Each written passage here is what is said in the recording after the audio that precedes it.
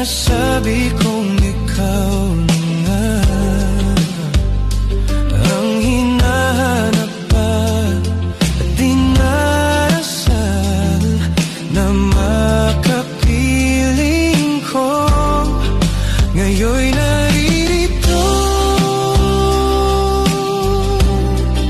isang katulad mo